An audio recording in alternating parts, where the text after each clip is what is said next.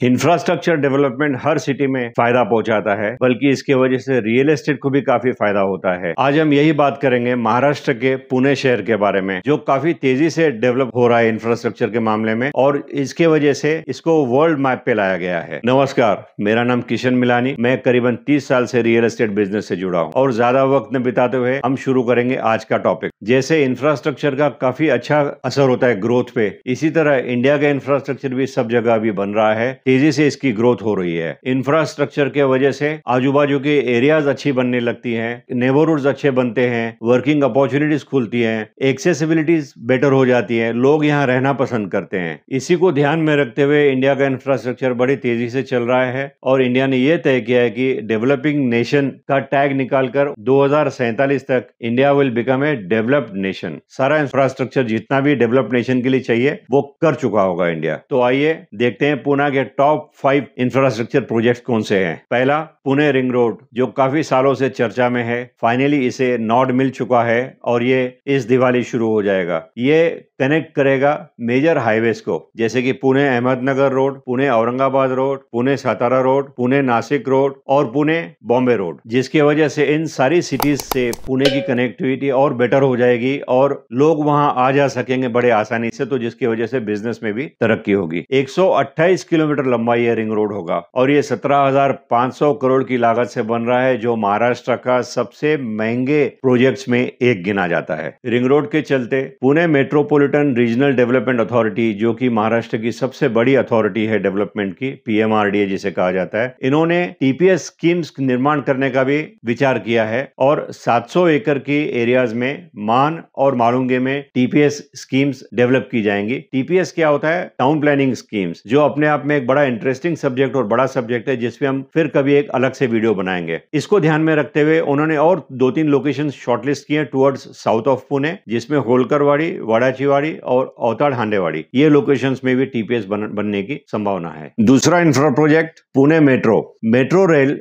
एक rapid transport system है, जिसके वजह से एक जगह से दूसरी जगह बड़े आसानी से जाया जा सकता है, क्योंकि इनकी लाइंस अलग होती हैं। पुणे मेट्रो रेल 3 फेजेस या 3 लाइंस में अभी डिक्लेयर किया गया है, जिनका काम शुरू है और आगे जाके ये 6 या 8 फेजेस तक भी जा सकता है। ये 3 मेट्रो लाइंस अभी वाली जो हैं वो 54 किलोमीटर कवर करेंगी पुणे सिटी के अंदर, जिसमें से 12 किलोमीटर यानी 12 किलोमीटर पिछले साल 2022 तक खत्म हो चुकी है यानी फंक्शनल है। 16.5 किलोमीटर की एक पर्पल लाइन चलेगी, जो पीसीएमसी भवन से पुणे के स्वारगेट तक, पीसीएमसी मतलब पिंपरी चिंचवड म्युनिसिपल कॉर्पोरेशन, वहां से लेकर खिड़की के रेंज हिल्स तक ये एलिवेटेड वायरडक्ट पे चलेगी और उसके बाद ये अंडरग्राउंड लाइंस में चलेगी। दूसरी लाइन है अक्वा, जो कोथरूड के वनास फैक्ट्री से होकर अहमदनगर रोड पर रामवाड़ी नाके तक आएगी। इसका डिस्टेंस 14.5 किलोमीटर का है और ये एलिवेटेड वायर डक्ट पर ही चलेगी। और तीसरी लाइन इंपॉर्टेंट, पुणे के राजीव गांधी इंफोटेक पार्क यानी हिंजेवाड़ी आईटी पार्क से लेकर शिवाजीनगर कोर्ट तक चलेगी और ये बालेवाड़ी बानेर वाला एरिया भी कवर करती हुई आएगी, जो बहुत ही क्राउडेड लोकेशन है और काफी यहाँ से ट्रैवल होता है। ये भी एलिवेटेड वायर डक्ट पर ही चलेगी। तीनों लाइन आकर शिवाजीनगर कोर्ट के पास खत्म हो जाएंगी और यहाँ से ये इंटरचेंज की जा सकती हैं। इसका करंट स्टेटस जैसे 12 किलोमीटर के अलावा दूसरी लाइन रेडी है, जो पुणे के गरवारे कॉलेज से लेकर पुणे स्टेशन के पास रूबी हॉल तक चलेगी और ये ऑलमोस्ट रेडी है। अगले महीने यानी जुलाई या अगस्त तक ये फंक्शनल हो जाएगी और इसका पॉजिटिव असर रियल एस्टेट पर जरूर पड़ेगा। जहां जहां इसकी स्टेशंस हैं वहां लोग रहना पसंद करेंगे, काम करना पसंद करेंगे, क्योंकि इसमें ट्रैवल का टाइम बहुत कम हो जाएगा और वो टाइम अपने लिए उनको बचता है। तीसरा project smart city, government of India ने 100 सिटीज अनाउंस किए थे स्मार्ट सिटी मिशन के अंतर्गत, जिसमें पुणे सिटी का नाम भी शामिल है। स्मार्ट सिटी क्या होता है? स्मार्ट सिटी वह है जिसमें बहुत सारी सुविधाएं होती है, जैसे ट्रैवल के जरिए मेट्रो रेल या road transport, highways, roads, hotels, hospitals, public के सुविधाएं के केंद्र, रहने की जगह, अच्छे इलेक्ट्रिसिटी, अच्छे सिविक एमिनिटीज, लंबी लिस्ट है। ये सारे मिला के स्मार्ट सिटी का एक हिस्सा बनते हैं। ये सारी चीजें एक जगह होने के कारण कम से कम पैसों में यहाँ ट्रैवल किया जा सकता है और सस्टेनेबिलिटी बढ़ती है, कम ईंधन में काम होता है, जिसके वजह से ये स्मार्ट सिटी मानी जाती है। और पुणे का नाम स्मार्ट सिटी में किस तरह आया? एजुकेशन हब के कारण। जैसे आप जानते हो, पुणे को ऑक्सफोर्ड ऑफ द ईस्ट भी कहा जाता है। और मुझे ये कहते हुए बहुत खुशी है दोस्तों कि पुणे में 9 यूनिवर्सिटीज है और 400 से ज्यादा कॉलेजेस हैं जो पुणे यूनिवर्सिटी को कनेक्टेड हैं, एफिलिएटेड हैं। हिंदुस्तान के हर प्रांत से लोग यहाँ एजुकेशन लेने आते हैं, बच्चे यहाँ पढ़ाई करने आते हैं। अब्रॉड से भी कई लोग यहाँ पर आते हैं और यहाँ का माहौल और एटमॉस्फेयर, क्लाइमेट, ये सारा देख के कई लोग यहीं बसने का फैसला करते हैं दोस्तों। यहाँ पर मैनेजमेंट, अलग अलग डिग्रियां, हर प्रकार का स्ट्रीम और एजुकेशन दी जाती है पुणे के अंदर। आपको बताते हुए ये भी खुशी होती है कि पुणे 5th क्लीनेस्ट सिटी है पूरे इंडिया में और स्मार्ट सिटीज के अंदर आज इसका रैंक 15वें नंबर का है। और स्मार्ट सिटी बनने का जो बजट है वो 2200 करोड़ का है। हाउसिंग सेक्टर काफी अच्छे दिन देखेगा पुणे में, क्योंकि पुणे को आगे चल के मेट्रो सिटी का भी दर्जा दिया जा रहा है और जिसके चलते सारी सुविधाएं यहाँ पर अवेलेबल है। यहाँ की कनेक्टिविटी, एक्सेसिबिलिटी भी आसान हो रही है। इसके वजह से हर चीज में पुणे आगे रहेगा। और स्मार्ट सिटी के 2400 फीचर्स पुणे पे जब इम्प्लाई हो जाते हैं, उसके बाद पुणे ग्लोबल स्टैंडर्ड की सिटी बन जाएगी और इसका इम्पैक्ट रियल एस्टेट पे बहुत पॉजिटिव आएगा। और इसके मेजर जो लोकेशंस है जो इससे ज्यादा प्रभावित होंगे, एबीबी जिसे कहा जाता है, औंध, बानेर, बालेवाड़ी, और दूसरा वाला ईस्ट वाला लोकेशन जहाँ आईटी का हब है, मगरपट्टा, खराड़ी, सेंट्रल खराड़ी, पागोली, ये सारे लोकेशंस, विमान नगर, कल्याणी नगर, यहाँ पर काफी इम्पैक्ट अच्छा आएगा इसका। इसके चलते फ्यूचर प्रूफिंग का भी ध्यान रखना चाहिए, क्योंकि पुणे में इन सब फैसिलिटीज के बाद पॉपुलेशन और ज्यादा आएगा बाहर से और उनको सस्टेन करने के लिए हमें ये सब चीजों की तैयारी पहले रखनी पड़ेगी। चौथा infra project, Purandar international airport. वैसे तो इंटरनेशनल एयरपोर्ट पुणे में काफी विवादों में रहा है, लेकिन अब जाके पुरंदर का चयन हुआ है इंटरनेशनल एयरपोर्ट बनाने के लिए।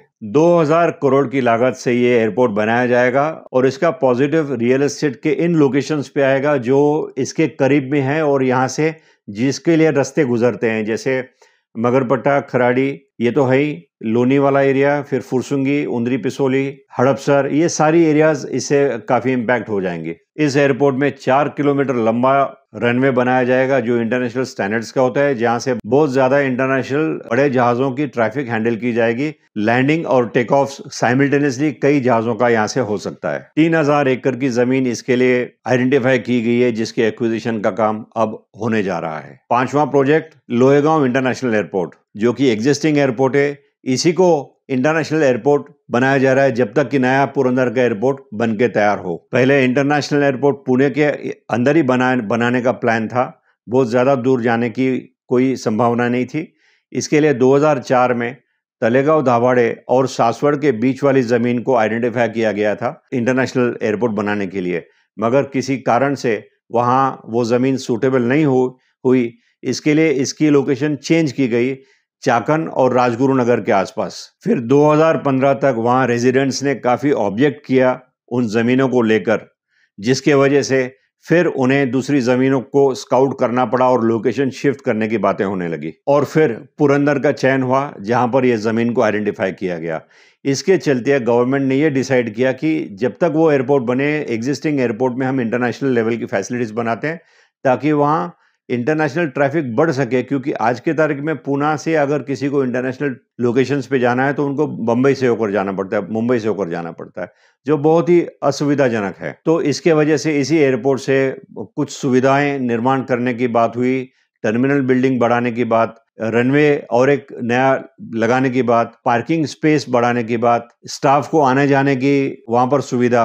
इसके एक्सपेंशन के वजह से यहाँ पर कार्गो की मूवमेंट भी काफी हो सकती है, क्योंकि पुणे ऑटोमोबाइल हब है और काफी इंडस्ट्रियल यूनिट्स पुणे में है अपार्ट फ्रॉम ऑटोमोबाइल इंजीनियरिंग। तो इसके वजह से कार्गोज का आना जाना काफी होता है यहाँ पर। वैसे तो JNPT 100 किलोमीटर की दूरी पे है, मगर ये अपने सिटी में होने की वजह से यहाँ पर छोटे उद्योगों को बहुत आसान लगेगा यहाँ से अपना प्रोडक्ट पिकअप करने में और कार्गो को हैंडल करने में। अब उम्मीद है ये कैपेसिटी बढ़ने के कारण यहाँ पर बहुत ज्यादा लैंडिंग और टेक ऑफ्स होंगे और जिसमें इंटरनेशनल फ्लाइट्स भी शामिल होंगे। यहाँ पर टैक्सी वे, एप्रॉन पार्किंग और इन सब चीजों का भी सुविधा बढ़ाई जाएगी और ट्रैवलर्स को भी यहाँ अच्छा एक्सपीरियंस मिलेगा। इसका करंट स्टेटस ये है कि करीबन 70 to 75% काम इसमें पूरा हो चुका है और ये एक्सपेंशन का पूरा काम इस साल के आखिर तक रेडी हो जाएगा। तो दोस्तों, कुल मिला के ये 5 प्रोजेक्ट्स थे जिसके वजह से पुणे का पूरा नक्शा बदल जाएगा, फेसलिफ्ट हो जाएगी। काफी लोग पुणे में आ जा सकते हैं।